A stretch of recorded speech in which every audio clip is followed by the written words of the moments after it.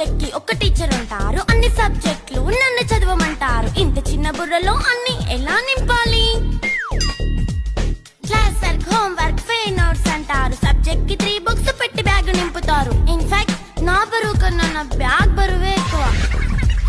క్వశ్చన్లు, ఆన్సర్లు, సర్ప్రైజ్ టెస్టులు అన్ని దాటుకొని మళ్ళీ స్కూల్ వాన్ ఎక్కేసి అమ్మయ్య ఇక ఇంటికి వచ్చేసామనుకుంటే మార్క్స్ తక్కువ వస్తే చెయ్యాలి అసైన్మెంట్. రిపోర్ట్ కార్డ్ చూపిస్తే ఇంట్లో ఉన్న పనిష్మెంట్. హోమ్ వర్క్ చేయమంటూ మమ్మీ చంపుతుంటుంది. ట్యూషన్ టైం అయిందని డాడీ తరుముతుంటాడు. డాన్స్ క్లాస్ కి వెళ్ళమని తాతయ్య తిడతాడు. స్నాక్స్ తిని వెళ్ళమని నాన్నమ్మ ఆపుతుంది. ఇక అన్నీ అయిపోయాక కాసేపు టీవీ చూద్దామంటే మమ్మీ ఎంట్రీ ఇచ్చింది. బెడ్ ఎక్కమంది. చిన్న నాప్ తీసేలోపు తెల్లారిపోయింది.